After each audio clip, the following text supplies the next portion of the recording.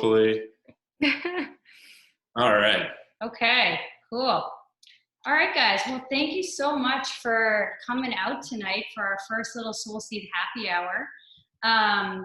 So basically, I think most of you know us or have worked with us, but we are SolSeed Retreats. So I'm Kristen, this is Ian, and we run about, we were running about 35 retreats a year in 6 international countries, mainly in the yoga and fitness realm.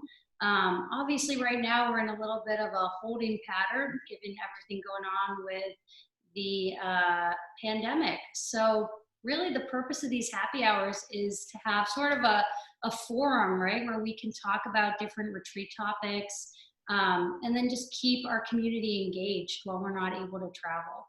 So that's really yeah. And I'd like to add that all of us as producers of retreats, that in the past might have them scheduled, might have them interrupted, whatever it is.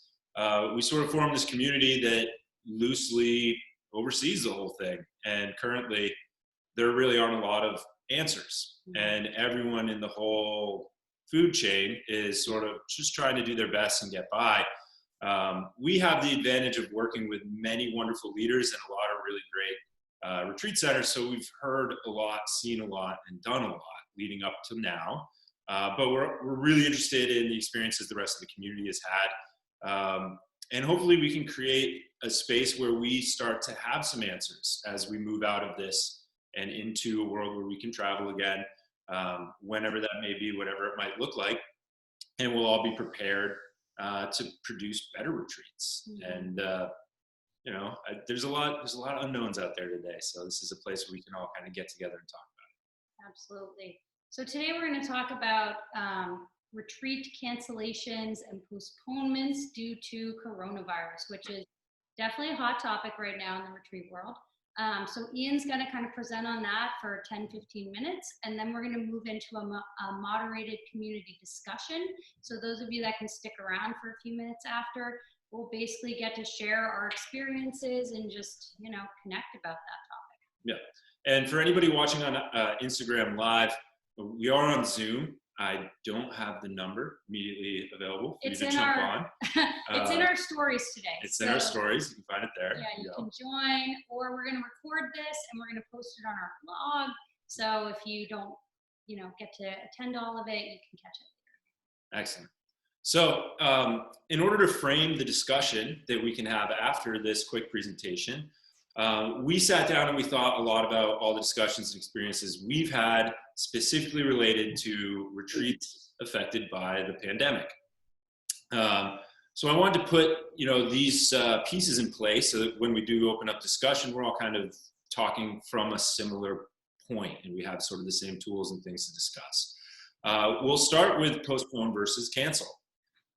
Question on a lot of people's minds, clearly. We'll move into how to work with your vendors, how to address your participants, how to keep a close eye on your finances, and then some certain things that we kind of take away in terms of moving forward.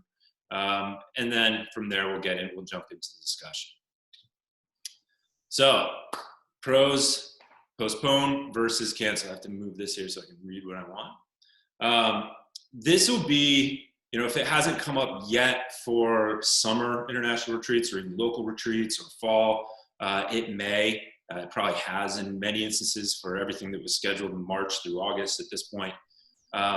And it's a question, it's sort of the first question you have to ask yourself. What am I going to do with all this? There are pros and cons to both. We try to put some basic ones in here, at least from our point of view. Postponement is, I think for a lot of people, really attractive. It gives you the opportunity, obviously, to realize the income that you've put all this work into, and provide the experience to everybody that you've been working so hard on doing, sort of producing and putting in place. It's also, we have found, by far the preference of most vendors, particularly the ones that we've been working with. May not be the case across the board, but the first thing that all of our vendors have wanted us to do is try to find a place in the future to put the same retreat. The cons to doing a postponement now, if you had a very immediate timeline, is that we don't really know what the world is going to be like in 3 months or 6 months or 9 months. So we don't really know if all the work of postponement at this point is going to bear any fruit, or if it's just kind of postponing the inevitable at the time, for the time being. Hopefully not.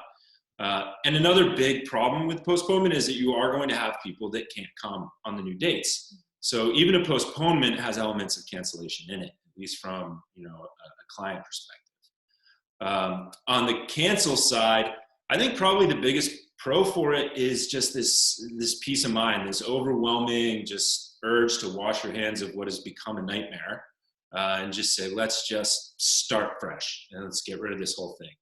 I wouldn't necessarily push you in that direction. And that's not only for the organizers, but for the participants as well. You might find you have participants with, underlying health concerns that 6 months seems like way too soon for them to make any decisions at this point. And they're sort of dreading whether or not they have to make what feels like a really serious decision really soon. So a cancellation from their side will feel like, oh, phew, I don't have to decide. And you encounter that a lot across the board in this particular environment. And another pro to cancellation is you may not physically be able to do this in the future.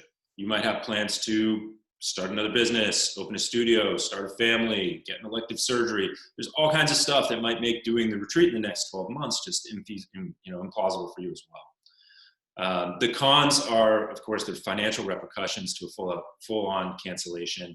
And you have to balance unhappy clients and unhappy vendors as well when making that decision. And it kind of leads us all down to like all these questions are in place, and then you say, well, when do I decide? Mm-hmm. And we think it's important to really evaluate the two sides that you're working with before you make that decision, or to color your decision with that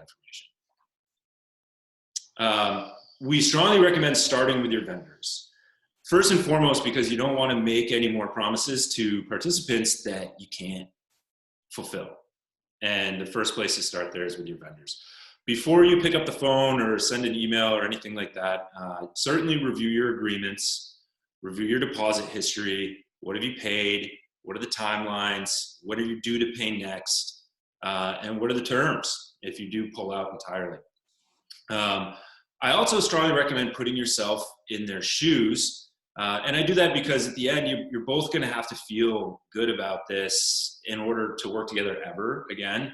And at any point, even if you never intend to go to that retreat center again or work with them ever again, the whole experience will be better if you can empathize with what they're going through as well. And you have to consider that the retreat centers right now, much like you, are very unsure when they're going to be able to run retreats again. And while your one retreat is hopefully only one of a book of business that allows them to stay afloat, their whole retreat business just got wiped out, at least for the foreseeable future, for the uncertain future. So that makes it changes how you might approach a negotiation with them.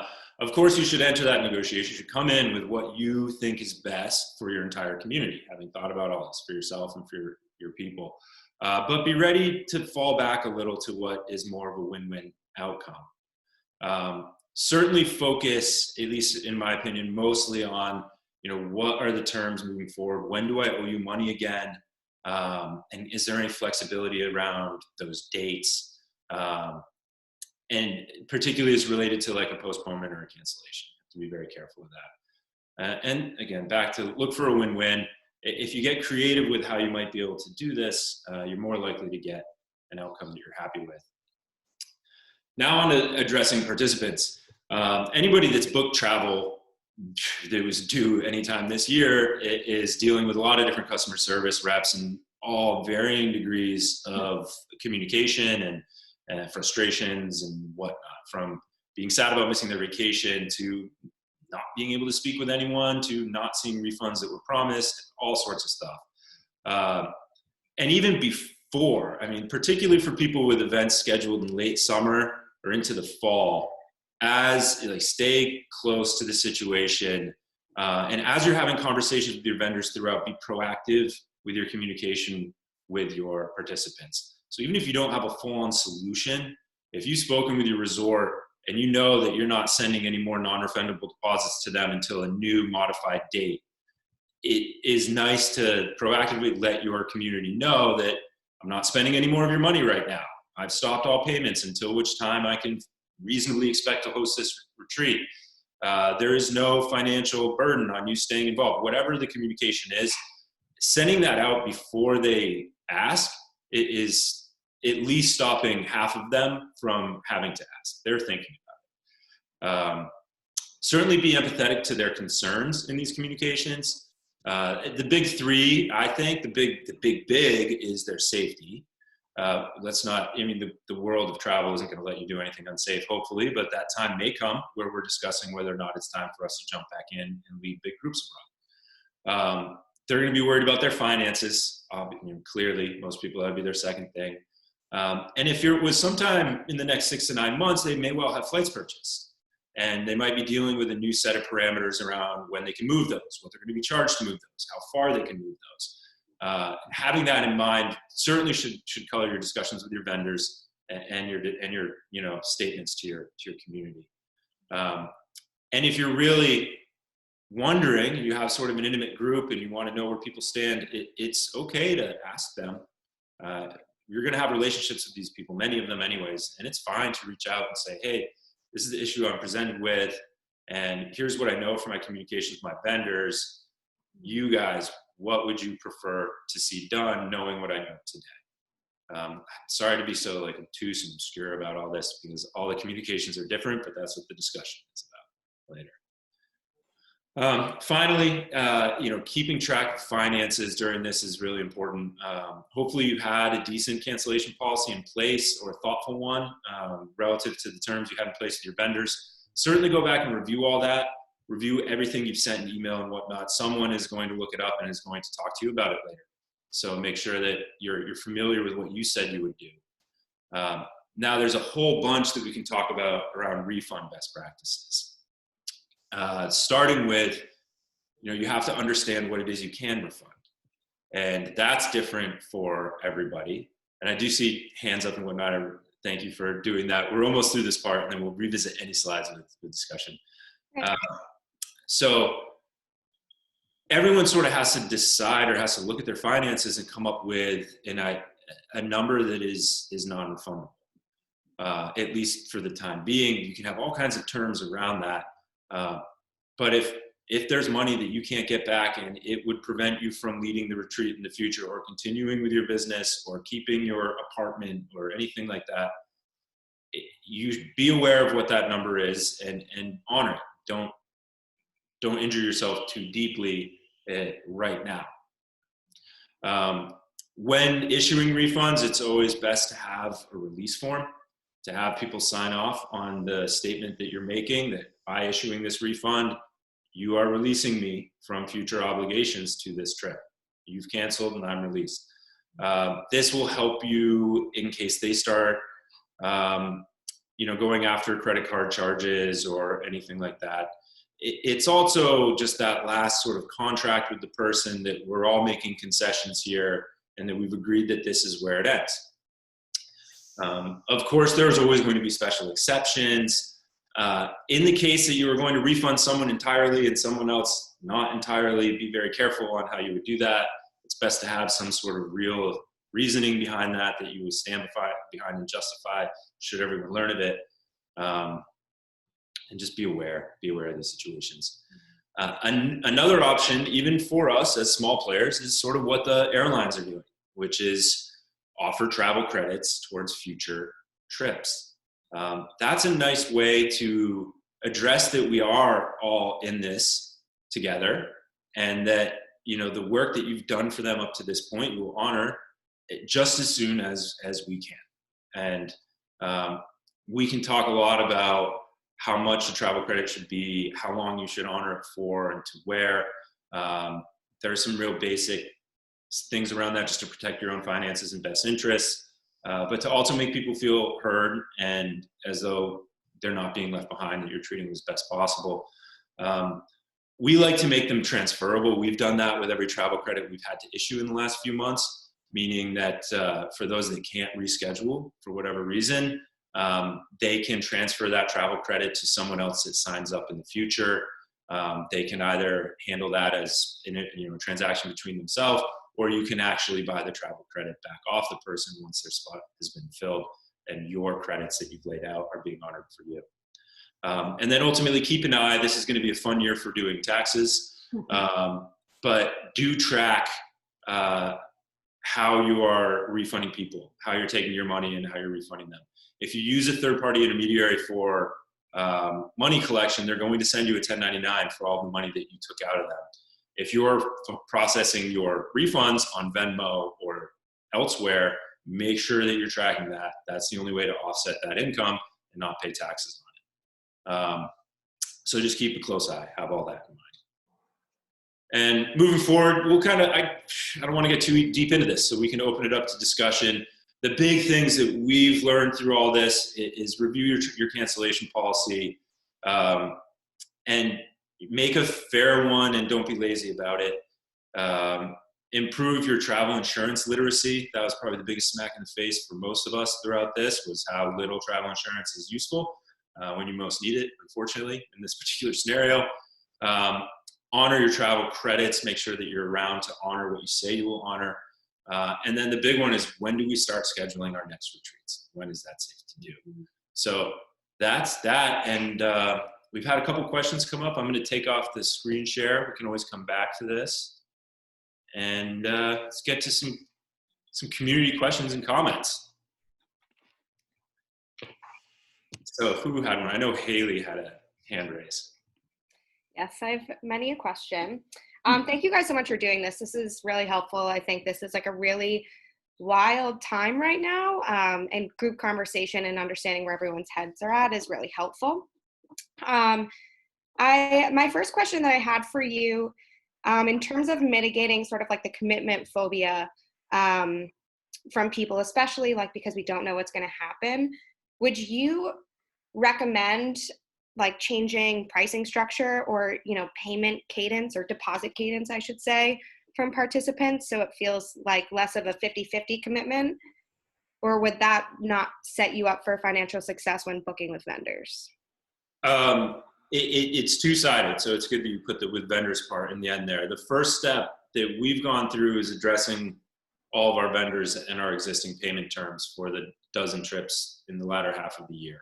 Mm-hmm. We found across the board that they are very willing to push back their deposit dates, which I think makes sense because no one else is booking them fresh right now for retreats or anything. So it's sort of, they're very much happy to do so. From the student side, we really start with like 35,000 people are out of work in the last month and a half, and some people may need deposit money back now, even if they do intend to come. So that's sort of the first question we have to ask ourselves is, do we give them their, what we can refund back when we can, and do we hold their spot at the same price point moving forward, or will there be consequences in the future? I think it ties in most directly to, are you going to be spending more to get this done in a shorter period of time at the end? Generally, no. So we've generally we've stopped collecting money from participants, which is something we had to work out first with the vendors and say, look, we're not going to take any more money from participants, and we're not going to give you any more money either. So that's actually not been a tough conversation. Most of the vendors are predominantly expecting me to call and say, give me all my non-refundable deposit back right now. So just by sort of sitting with them and waiting with them has been helpful. From the student side, we've seen people continue to make their payments on payment plans. Yep. That we've told that every payment that was non-refundable, we've softened our refund terms. Mm-hmm. So previously, any deposit money you gave us, that's non-refundable. So, and that was just a blanket term. So that anybody that wanted an exception would have to make a case. We could not have to answer immediately. We could go and look at the full picture and make sure no one was harmed by doing such, et cetera. Now we're like, look, any deposits that you give us moving forward are refundable. Cool. Okay. So if you want to stay on your payment plan for budgeting purpose, fine. But after this amount and this date, we can refund that much. We have found a lot of people proactively, like when we reach out proactively and say, we're pushing all the dates back, right now is not a time for you to make this decision, et cetera. we do get a fair amount of like, thank you for being proactive about that. Yeah. I was really nervous about making that payment. I felt bad about getting the reminder. I didn't know if I was going to lose my spot. So I do think being flexible with them, if your vendors will be flexible with you, is the right thing to do. But being clear throughout and make one set of terms that applies to everybody. So you're not later on being like, what I tell participant 1, Right. participant 17. Right. And really sticking with it. I mean, using a fine-tooth comb, so it's not just like a blanket, everyone can, have everything back except for their non-refundable deposit, when in fact you could do better because it's 9 months out. Right. Like being thoughtful about it up front, but once you've set it, really stick with that for right up to the dates that you set. I think when you move it around a bunch, people get really nervous. Yeah. And I think my other question I had for you guys is, of course, none of us know sort of when people will be traveling again and what the deal is. And I think some, government websites may have information that either contradicts your gut reaction and this is specific to international, but contradicts your gut reaction or other things you're hearing. Where do you guys find, or what do you find to be the most reliable source for an international sort of check on what feels right and what doesn't? Yeah. Loaded question. I had to do it. Man, leadership, wouldn't it be nice? Yeah, right? We were making a lot of the decisions, when all this was unfolding. We were frequently checking the World Health Organization, the CDC, and like the U.S. embassies in the countries where we had retreats. So we were going by that, but everything was changing so rapidly day to day in mid-March, and it was very tough to make a decision. We were trying to lean on leadership that really wasn't there. The other objective, like the sneaky one that you forget about, are the airlines, and that people purchase tickets way in advance. And airlines are not proactively canceling stuff 6 months out at this point. Right. And if it's open to fly and they fly, then they are going to hold people to those tickets and their non-refundable policies. But the thing that we want to avoid and mitigate are people making decisions over $500 to $2,000 and considering their health as like the opposite side of that. Right. Right. Is it safe, healthy, responsible to travel? Do I want to lose $2,000? Right. We're kind of in the middle there. We're tracking Italy and Spain from the perspective of them being 2 to 3 weeks ahead of us and being huge tourism countries, particularly in the summer. Mm-hmm. So hopefully we'll get some cues and some clues. That's kind of where my head is too. And, I think like a lot of countries and organizations that rely on tourism as their primary source of income, it's going to be a judgment call on whether their message of enticing you to come is based in profit or based in like reality of things actually being better. So definitely checking, U.S. Embassy and World Health Organization and CDC is a great start for sure. Yeah. So thank you. And the State Department, the U.S. State Department. Okay. Those are the big ones. Oh, yeah. They are not going to address community pressure, which may be a real thing for a little bit after travel is cleared. And like, you're free to travel, but you'll have people, being like, that's irresponsible and I'm pressuring you not to. Sure. Yeah. Societal pressure, definitely. A lot of participants too. And that's where it's going to get really sticky, are people that are like, I'm personally uncomfortable traveling and I'm not addressed by your cancellation policy or the airline's cancellation policy or anything like that. I think the best thing now is to really work with your vendors on what your minimum payments were, what your minimum head counts were. Mm-hmm. When you can recoup as much as you can recoup on a per person basis, and try to set it up so that you can help as many people as possible. I mean, honoring that they may or may not be around in a year and a half, or they may be concerned about whether or not they'll be around, which makes for a tough negotiation.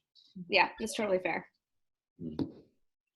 I can kind of chime in on that. I'm Megan. I'm actually in Nicaragua currently. Thanks. I connected with you last year about doing a spin at Lake Atitlan. I remember you. Yeah. Yeah. So I'm originally from Maryland, but I flew down on March the 17th, like kind of at the beginning of the pandemic.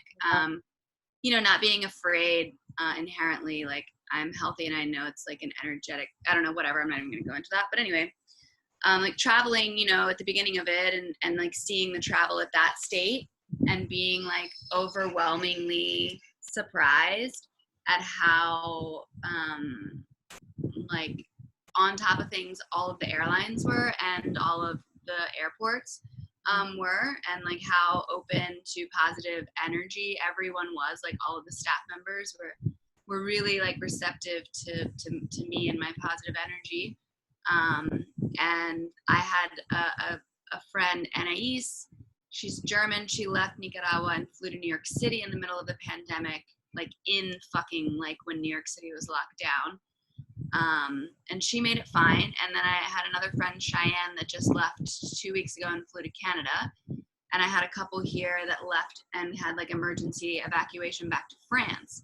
And like all of their travel was like super easy peasy. And so I think it's really important to try to source your information from people that actually did the travel themselves rather than like what the media is reporting like in either America or in the country that you're traveling to.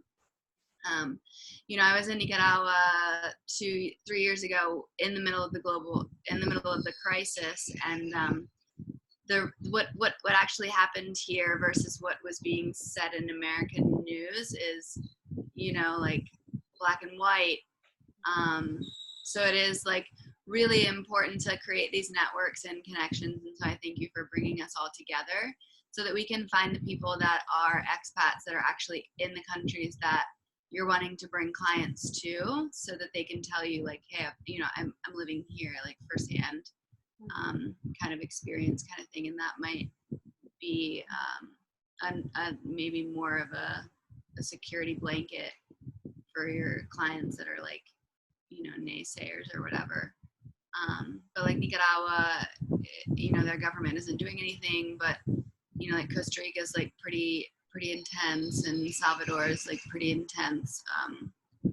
But yeah, I don't know, just using your global network and like reaching out to people for help. Like that's that's why I'm here. I would say thank you so much for making this meeting happen, and it's really helpful, and I was really looking forward to it, and I agree with what you're saying, Megan.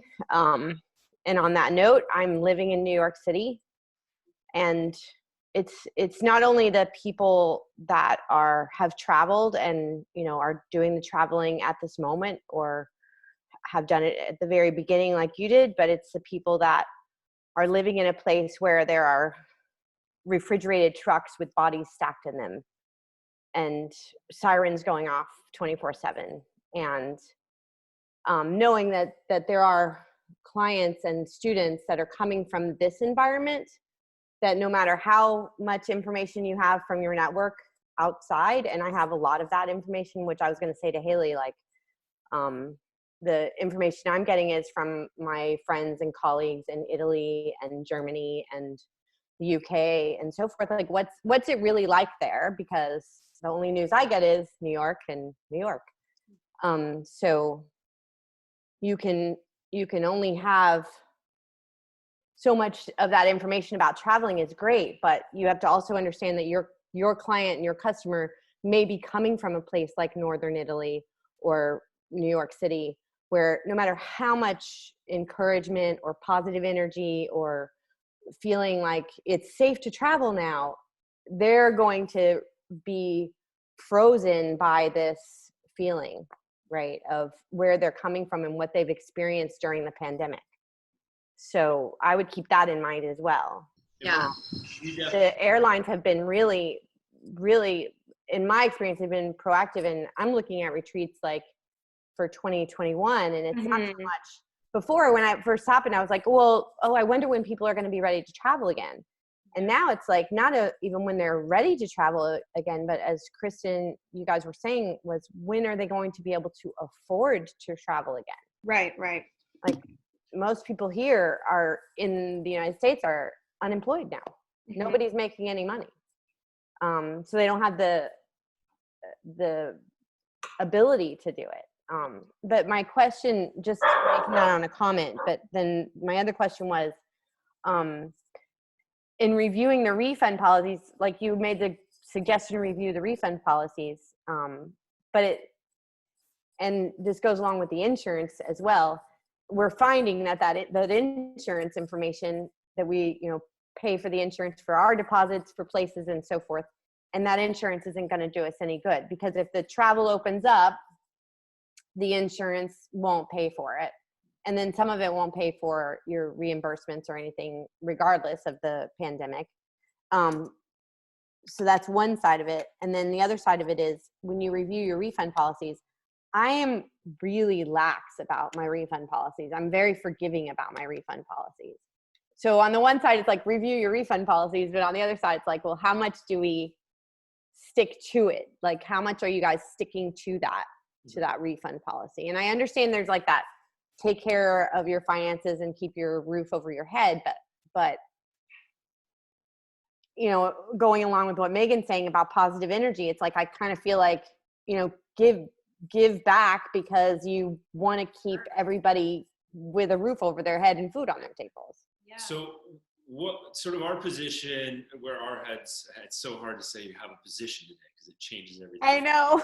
But what it has been, and what we've been recommending, is like when you look at our side, at the event, the retreat producer side, the leader and whatnot, our investment in it up to this point is a deposit, which hopefully you're addressing somewhere with a vendor that understands the situation, is providing flexibility on when you have to pay again, is crediting it forward or perhaps refunding it, whatever makes sense for you. But after that time, and if you were to look at a retreat and sort of calculate your earnings based on how much time you spent and what you walked away with, the unfortunate reality is we're going to spend twice as much time and get hopefully the same amount, probably a little less, for everything for a little while. So in that world, I think it's sort of like that's where we are. We're in this wonderful position where we got to travel and lead awesome retreats around the world and make money doing it. But this is the other side, is that now we're going to have to spend more time. And I don't, like, we personally aren't, and I don't think it's, at least currently, I believe it's sort of energetically correct to be like, I refund you for all of my time, and when you talk about travel credits and non-refundable, that is the baseline. I need to keep my business running. I have this money outlaid I cannot get back. Credited forward is not in my bank account. That's credited forward. And then just swallowing that pill that I'm going to have to put in the time again now, or at least half of it again. And that's sort of what we can give back to the whole community is our time. I'm just grateful to have the time. Yeah. But now we have the time, we can't do anything with it. It's going to be when it all comes back, and we'll be like, no, but I mean that the time exists, that we're still here. Yeah. To kind of piggyback on what you're saying, do you, in response to knowing that disposable incomes are probably going to be shrinking for a little while, people losing their jobs, do you expect to lower the price of retreats at all? Sort of like decreasing your profit margin, anything like that?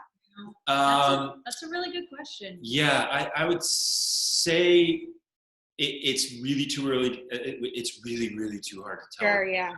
I mean, there's the possibility that airlines are only selling 1 out of every 10 seats to maintain distancing, and tickets become 4 times as expensive. We just don't know what that's going to look like. Yeah. I like, we've got a list of ideas for topics over there, but one of them is like, what should we expect from our vendors coming out of this? Like, how is the world going to change? I would expect to see preferential pricing from a lot of places. I think a lot of places are going to, throughout Central America, certainly Europe probably as well. We'll probably be dropping some preferential. We'll be dropping pricing a little bit, so that will trickle down and through.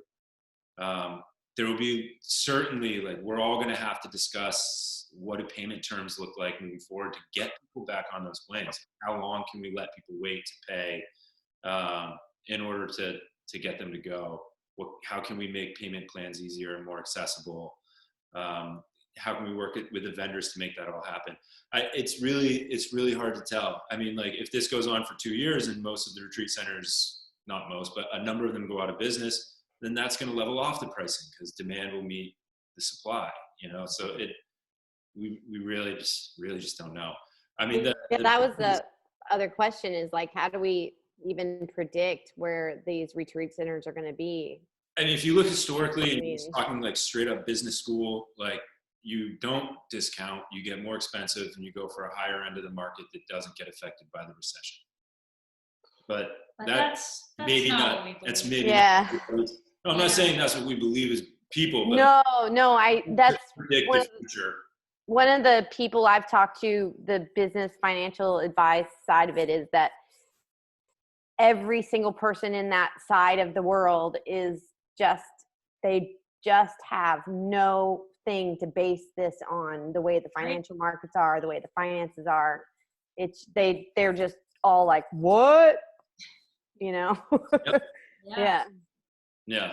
So like, we haven't retooled our offering to only do $10,000 weeks, which would be what you would learn in business school on what to do in a recession. But I don't know. Wait and see on that front. Yeah, I mean, our model has always been keep the wholesale prices as low as possible on our end, so that our leaders can then put their markup on it, make what they need to make, and also make it affordable for their clients. Like, we don't want to box people out of these retreats. We want it to be accessible for all income levels, and that's really why when we're looking at properties, like, we're looking at places that we can have a wide range of prices to meet a wide range of income levels. So I don't know. I mean, Haley, that's a really good point. Like, we don't know where our clients' incomes are going to be in 6 months, a year, and what people are going to be able to even spend on something like this. But I do believe that, once we are kind of through this and clear to travel, like, there are going to be a lot of people that are itching to get out there and adventure again. And I was kind of thinking about using, like, for, like, responsible brands in the travel category as, like, a gauge on general comfort, just because they probably have more access to information too. Like, even a cruise line or one international airline, one domestic, like, try and use, like, what those guys are doing in a way to piece together, what society's appetite is for travel and what people are doing and their capacity. But yeah, this is definitely really, really, really tricky, and there is no crystal ball for this moment. So really appreciate you guys, helping guide us through, and, we're just think about some other ways here. Who's had to cancel a retreat so far? Friends? 1, 2. Yeah. It's a pain. Or postpone. I'm sorry. Or postpone. Yeah. I postponed, but I'm moving it into a virtual space. And I just finished up a 2-week virtual retreat, and I like a real low price point. And I actually didn't get many signups because I was devaluing myself so much. And so now, like this one that I'm putting online, like, I'm actually putting like a price to the value of it. And I'm able actually to collaborate with, like, some really amazing guest artists from around the world that I wouldn't be able to do or offer. So that's always an option. Like, I have some other retreat friend leaders that are, hosting, like, weekend mini retreats at really affordable prices, like $60 or $70 for, like, a 2 or 3 day retreat. And then just Haley to ask about, like, what the vendors are going to look like. I'm a wellness director at this little boutique hotel here, and we're offering, like, a discount on booking rooms within a certain, like, time frame. So, like, you can, even if you book a date, let's say in 2021 or 22, like, we'll still honor that discounted rate. So yeah, we're definitely trying to be as flexible with people because like we don't fucking know. You know, like we have no idea. Anything that we say on this call is probably going to be like highly invalid in a month. Yeah, seriously, give it like till tomorrow and we'll all be having a different kind of conversation, really. No. Yeah, I'm wondering, like, I have friends who own a lodge in Guatemala, and right now they have like a GoFundMe just to pay their staff. So like, I don't know, like, it's hard to predict, like, even these places that are going to host or hold, like, how they're going to do in the future. And so that's like kind of my big red flag as well. Like, Yeah. Yeah, I'd be really careful with deposit. any money. I know in Guatemala they banned surfing, and that's like a huge thing. And so yeah, I don't. Costa Rica beaches are Yeah, closed until Costa Rica May. too. It's literally an $800 US fine and you go to jail. Yeah. Like $800 US. It's not even colones. Yeah. Yeah. There's all varying levels of lockdowns everywhere. Anyone like sort of stories about dealing with refunds or credits or anything, sticky situations, any brainstorming on how to make people whole? I had a client that I had to postpone, and so they had given me their deposit, and then they had given me their payment as well. So I had to refund. Their first payment was $2,300, and she's like, "Okay, well, am I not going to get my $550 deposit back?" And I was like, "No, no. Like that's totally transferable to any retreat, or this when it gets rescheduled." And then she's like, "Okay, yeah, that's fine." And like, we had this conversation over the phone, and then she sent me like a direct message saying, "Well, I would think that the deposit should be refundable if we didn't choose to cancel the retreat." And I was like, "Okay, let me step back from this emotion and respond accordingly." I didn't choose to cancel my retreat. Like I was forced to have it postponed. And, like they're keeping thousands of my dollars, right? So yeah, like I can't give you your remaining thousands of dollars back because like I'm not getting my thousands of dollars back indefinitely. Like I don't know when I'll ever get those thousands of dollars back. So and then she was like, "Oh yeah, okay, that makes sense." We've received many an email along the same lines, and it's like I expect a refund because this is a global pandemic, Or you canceled it. On The exact same thing. I did this. Right. It's like, Do you want me to pay for your hotel, lodging, transportation experience? Sure. Go ahead. Oh, you can't. yeah. Luckily, though, we found out of like 200 or so people affected by our spring trips, we only had maybe 5 that were really giving us a hard time. And we felt that our policy that we put in place was super reasonable. But yeah, you're always going to have those couple of outliers that give you a hard time, and it's tough. It's tough to deal with them. You gotta separate the emotion from it, I find. Step back, take a few hours, Or I send them to you. All right. Well, this is only intended to be about a half hour, 40 minutes, so we're kind of up on that. Happy to sort of continue the conversation. If anyone needs to jump, totally get it. Next week, we will be doing another 10 or 15 minute chat about something and opportunity to come together and discuss. Very much looking forward to getting out of the woods on what to do in the bad case and much more discussion around like, mindful scheduling to create the experience you want, and talk about food and travel safety and, sort of elements that are more interesting and applicable to the other side. So that's about it from us. And if you join the mailing list, you'll get an update next week with a new agenda and everything.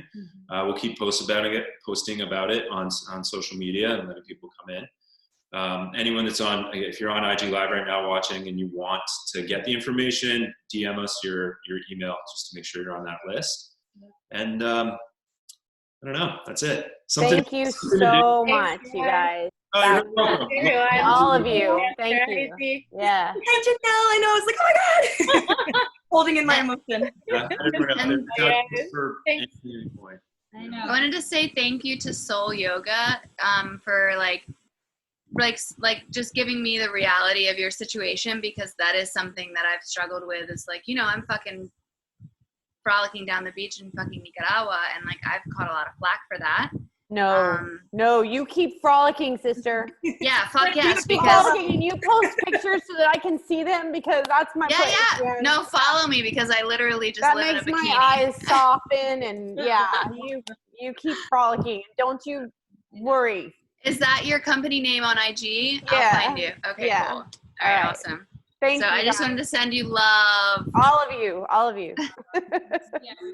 Yeah. Thanks for coming. Thanks, guys. Thank Thank you so much. Love you guys. Bye. Stay well.